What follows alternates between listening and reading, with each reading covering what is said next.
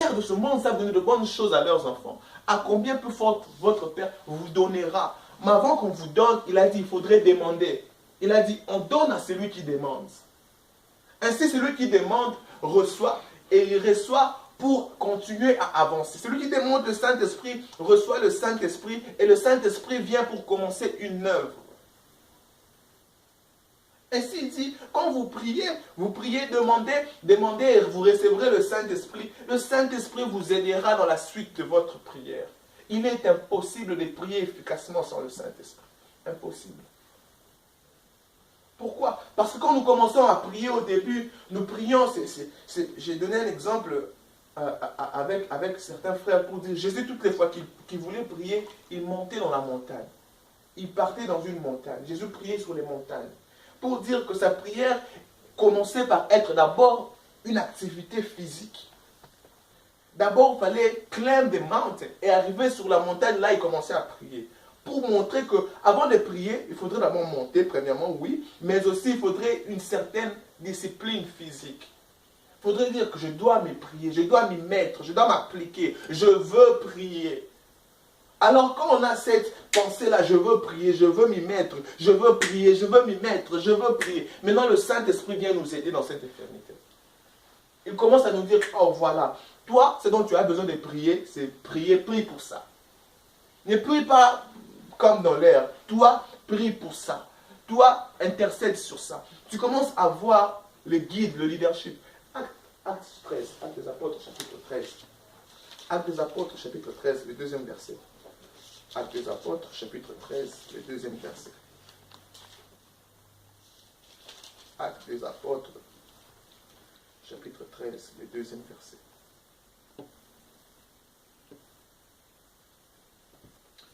Pendant qu'ils servaient le Seigneur dans leur ministère et qu'ils jeûnaient, le Saint-Esprit dit, mettez-moi à part Barnabas et Saül pour l'œuvre à laquelle je les ai appelés.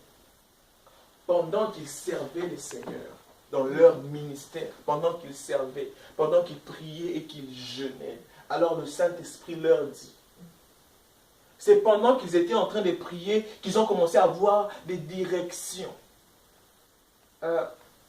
L'une des manières pour faire le bon choix, c'est de faire de Dieu son premier choix. Ainsi, quand Dieu devient ton premier choix, tu ressens dans ton cœur que au moment où tu dois faire un choix, tu as comme l'impression que le choix que tu es sur le point de faire, c'est le choix que tu devais faire. Psaume 84, le verset 5 et 6, la Bible dit, béni soit vous le Saint, qui mette sa confiance en lui, car vous trouvez dans votre chemin, vous trouvez dans votre cœur le chemin bien tracé. C'est en ce moment-là que tu dois faire un choix, que tu te rends compte que le choix que tu es en train de faire, c'est le choix que je devais vraiment faire. Pourquoi? Parce qu'en venant de la prière, c'est comme ça que le Saint-Esprit commence à t'orienter. Le Saint-Esprit commence à t'aider. Le Saint-Esprit commence à te guider.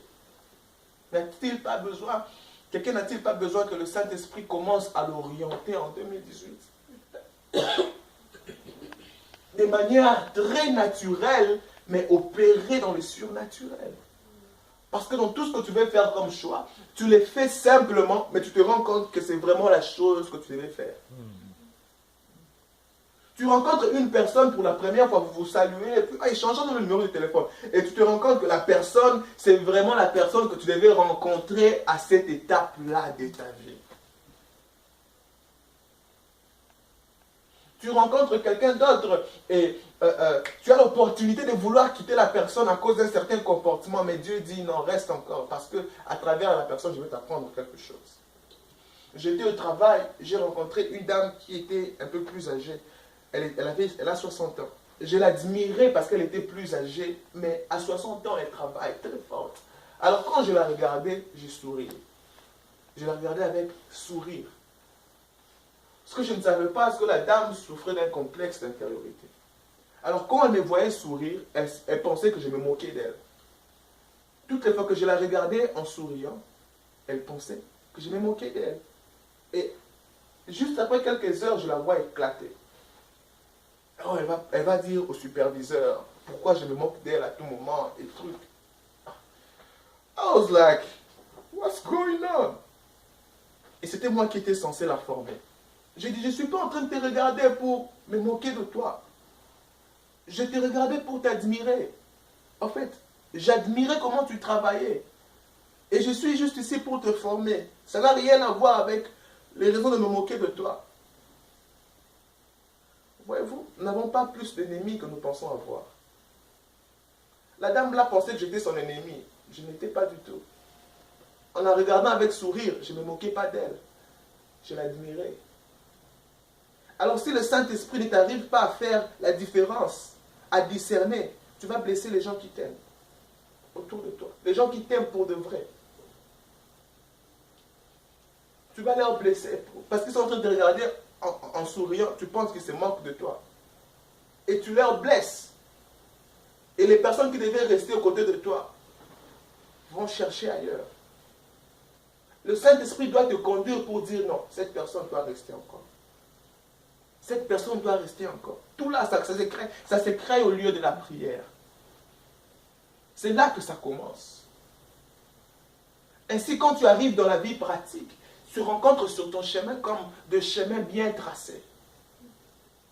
Tu rencontres sur ton chemin, c'est comme si tout avait déjà été bien destiné d'avance. On te demande comment tu as fait. Tu dis, je ne sais pas. As-tu consulté un spécialiste? Non.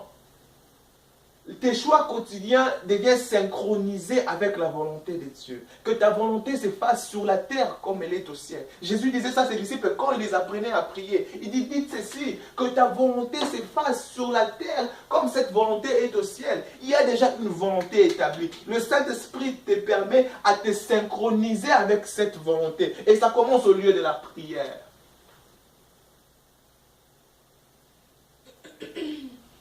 Le texte dont j'ai quoté dans Romains 8, 26, dont j'ai cité, la Bible dit que le Saint-Esprit nous aide avec des soupirs. En anglais, on dit grounding.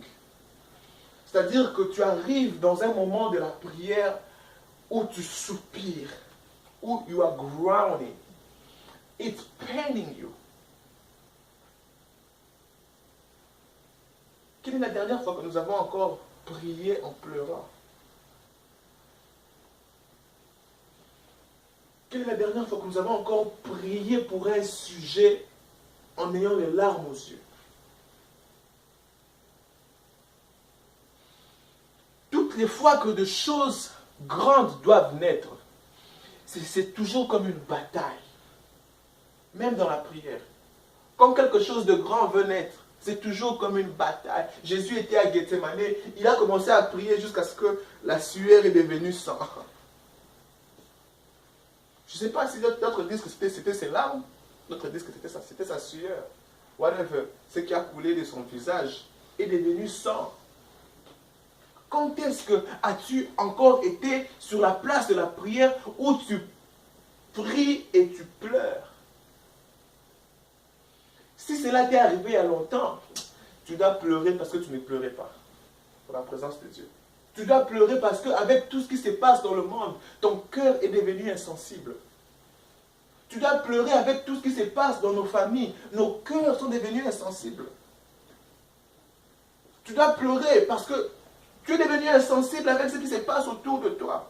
Regarde bien seulement ce qui se passe autour de toi. Tu rencontreras les raisons de pleurer dans la présence de Dieu. Vous vous rappelez le jour où, quand vous avez un péché de culpabilité, comment vous pleurez en priant dans la présence de Dieu? Pourquoi? Parce que vous savez que, oh non, un poison est entré. Quelque chose doit changer. Maintenant, regardez le monde autour de vous. Regardez combien de personnes sont empoisonnées. Pourquoi nos cœurs sont insensibles? Qu'est-ce qui a fait que nous avons perdu la valeur de pleurer dans la présence de Dieu pour que les choses changent? Avant que quelque chose de grand ne se manifeste, les contractions prennent place. Les douleurs des contractions. Avant la naissance, les douleurs des contractions prennent place. Les douleurs des contractions, ça prend place. Le problème avec la plupart des enfants de Dieu, c'est que nous avons trop grandi. Nous avons trop grandi, mais quand même nous sommes dans la prière, au lieu de dire notre Père, nous avons l'impression de parler à notre frère. Nous avons trop grandi, trop grandi. Quand on dit prie, alléluia, Jésus est Seigneur. On met la voix basse. Nous avons besoin de rentrer encore.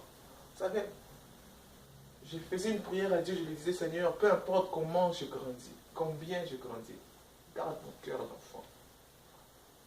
Garde mon cœur d'enfant. Garde-moi, rends-moi capable de rester en mesure de continuer à pleurer. Jésus a pleuré quand il était au sommet de son ministère. Il a pleuré avant qu'un Samuel ne naisse. Une âne doit pleurer jusqu'à ce que sa voix se casse. Une âme doit pleurer. Quand le prophète lui demande qu'est-ce qui se passe, elle n'arrive même pas à parler. Sa voix est cassée. Elle a pleuré pour que ce Samuel naisse. I'm telling you, nous devons rentrer in the throne of grace avec les larmes. Avec les larmes. Beaucoup de choses doivent changer. Beaucoup. Il suffit seulement de regarder. Beaucoup de choses doivent changer. Quelle est la douleur que tu as quand tu ouvres les yeux spirituels et que tu regardes? Quelle est la douleur que tu as? Moi, j'ai la douleur de voir les jeunes ayant des potentiels, mais être encore dans la boue comme de porc.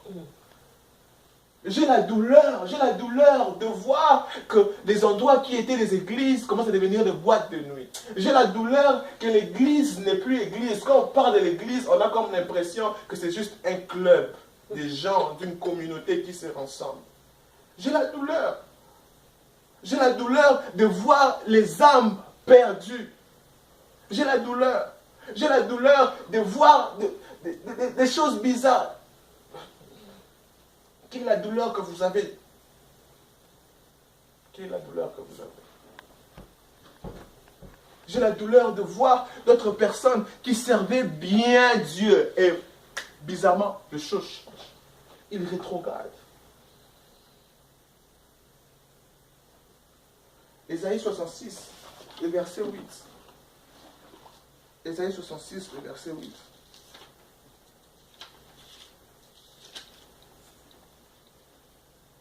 C'est le prophète qui parle.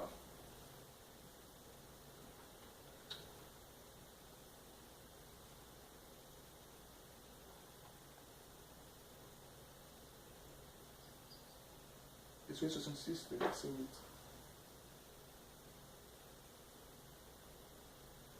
Qui a jamais entendu pareille chose? Qui a jamais vu rien de semblable? Un pays peut-il naître en un jour? Une nation est-elle enfantée d'un seul coup? Mais j'aime la suite. À peine en travail, Sion a enfanté son fils. Une autre version dit, à peine en douleur. À peine en peine.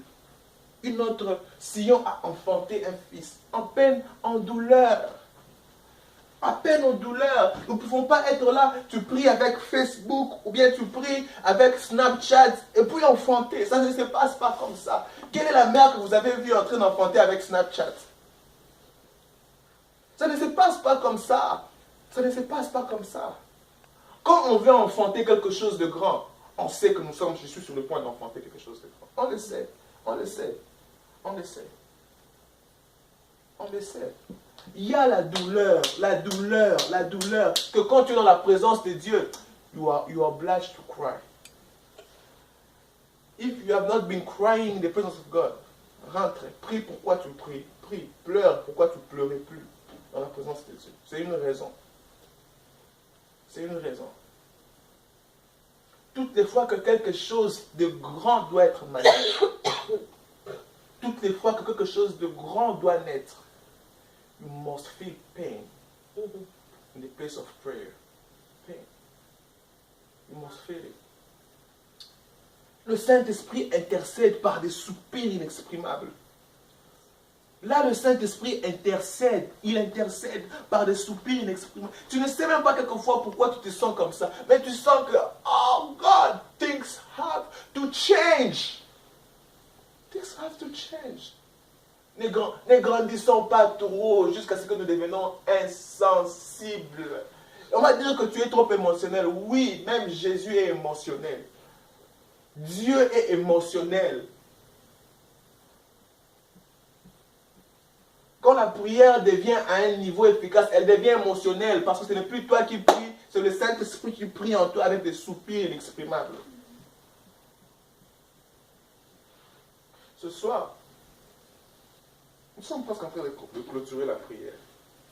Mais nous avons besoin de reprendre, à apprendre à prier comme des enfants dans la présence de Dieu. C'est-à-dire quand on dit prions, nous prions comme des enfants dans la présence de Dieu. Nous prions comme des enfants dans la présence de Dieu. Comme vraiment, quand on dit prie, nous prions comme, vous savez, l'une des caractéristiques des enfants, surtout des bébés, c'est que le pleur est leur langage universel. Un bébé pleure pour dire qu'il a faim. Il pleure pour dire qu'il a chaud. Il pleure pour dire « Maman, I missed you ». Quand sa maman était sortie et que maman revient, le bébé pleure pour dire « Transporte-moi, I missed you ». C'est le langage universel des bébés. C'est comme ça qu'ils communiquent avec leur maman. Et la maman sait que ces pleurs veut dire « Change la couche ». Oh, Jesus. Les mamans expérimentées savent que ces pleurs veut dire qu'il a chaud. Ces pleurs veut dire qu'il a soif. Ces pleurs veut dire que quelque chose l'a piqué. Les mamans savent. Et si les mamans savent, à combien plus forte raison Dieu? À combien plus forte raison Dieu? À combien? Rentrons dans la présence de Dieu. Franchement, il y a des choses qui doivent changer. Il y a des choses pour lesquelles nous devons pleurer. Il y a des choses pour lesquelles nous devons dire à Dieu, Seigneur, it has to change. Ça doit commencer avec notre propre vie et ça doit être impacté dans le monde autour de nous. Quand je regarde le monde autour de nous, quand je regarde ma vie, je ne perds pas encore comme je voudrais que Dieu m'utilise. Je ne perds pas encore. Pas encore. Je n'ai même pas encore commencé. I haven't started yet. I haven't yet. Et si je me mets dans la distraction, je suis à l'aise, j'ai tellement grandi, je veux rester ici. Mais le moi qui doit naître ne naîtra pas. Il arrive un moment où le serpent, même après qu'il grossit, qu'il prend de la grandeur, mais il regarde sa peau, il dit, I don't need this. Il va chercher une pierre quelque part où il se cache. Il cherche une pierre, il se frotte. Et puis à un moment donné, quand il fera ça, il sort, il devient tout nouveau. La peau ancienne reste. Un autre serpent tout nouveau, tout propre, tout vigoureux, qui fait peur, apparaît. Un autre serpent vieux, naît. Un autre serpent mature, mais frais, né. Nous avons besoin d'être renouvelés du jour au jour. Pourquoi? Parce que plus on traîne, plus nous sommes en relation avec Dieu, plus le temps passe, plus la foi vieillit. Quand ta foi vieillit, tu as besoin de la renouveler. Sinon, tu deviendras pharisien. Tu deviendras pharisien. Tu as besoin de renouveler pour comprendre que, non, dans ce temps ici, il faudrait que je fasse ça, Ne pas rester là où Dieu était, mais rester là où Dieu est. Amen. Parce que les religieux sont toujours là où Dieu était. Mettent des tentes là où Dieu était. Alors que Dieu a dit, maintenant là, vous avez trop duré sur cette montagne, prenez vos tentes et allez dans la direction que je vais vous diriger. Les religieux sont contents, ils veulent rester là où Dieu était. Nous avons senti Dieu ici, nous avons vu Dieu ici, nous avons rencontré Dieu ici. Toi, tu connais le Dieu que j'ai rencontré ici. Tu l'as rencontré ici, mais quel est le Dieu du présent? Abraham, tu as entendu Dieu. Il t'a dit, va tuer Isaac. Tu l'as entendu. Si tu restes là, Dieu m'avait dit seulement, je vais tuer Isaac. Je vais seulement le tuer. Tu vas prendre le couteau, tu vas aussi tuer Isaac là. Tu vas très bien le tuer. Mais quand tu restes à l'écoute de ce que Dieu te dit, quand tu restes enfant dans ton cœur, quand tu continues à te renouveler dans ton cœur, le Saint-Esprit a de la place pour mettre une parole nouvelle. Il a de la place. Quand il t'a dit quelque chose, tu reçois, tu digères. Et puis, tu dis, Seigneur, cette parole ici, parce que vous savez pourquoi Dieu peut parler et peut changer? Dieu peut parler et peut changer pour t'habituer à croire à ça, à croire en lui. Dieu peut parler et peut changer pour t'habituer à croire, à faire seulement confiance à ce qu'il t'a dit. Pour t'habituer à sa voix. Ainsi, il peut dire, je vais frapper les peuples d'Israël. Et puis il dit encore, non, je ne vais pas la frapper. Non, je ne vais pas la frapper.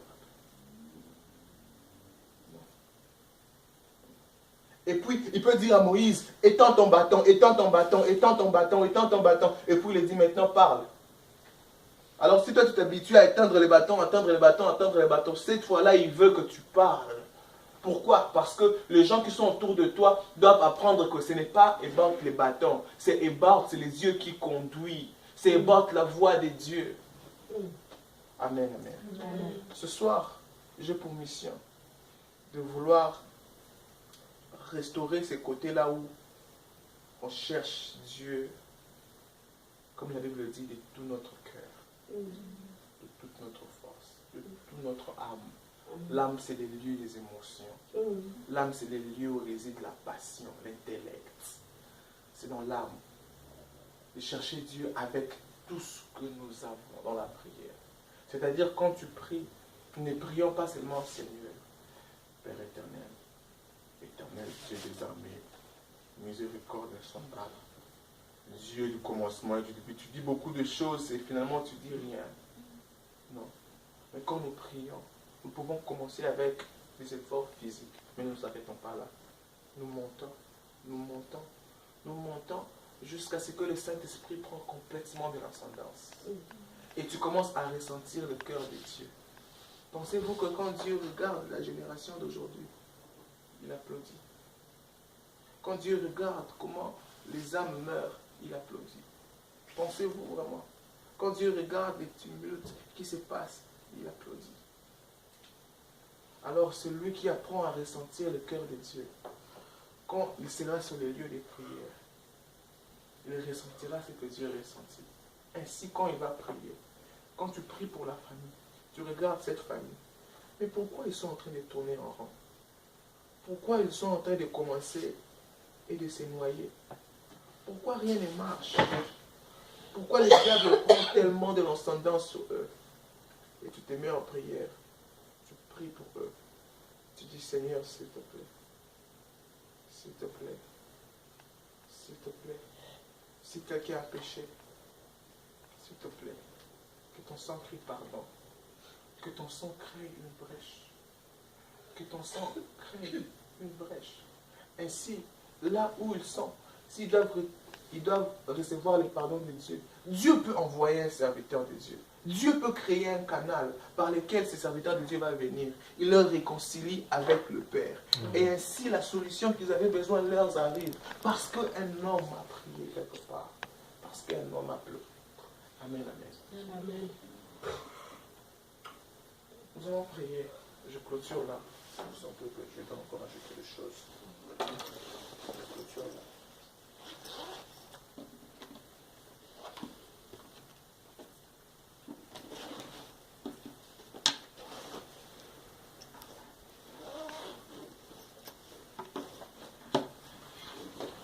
Je veux être comme Jésus toute ma vie. Je veux être comme Jésus toute ma vie. Oh, je veux prier comme Jésus toute ma vie. Je veux prier comme Jésus toute ma vie. Oh, je veux aimer comme Jésus toute ma vie. Oh, je veux aimer comme Jésus toute ma vie. Oh, je veux être comme Jésus toute ma vie. Oh, je veux être comme Jésus toute ma vie. Oui, être influencé par Jésus toute ma vie. Oh, je voudrais être comme Jésus toute ma vie. Oh, être conduit par Jésus toute ma vie. Oh, je voudrais être comme Jésus.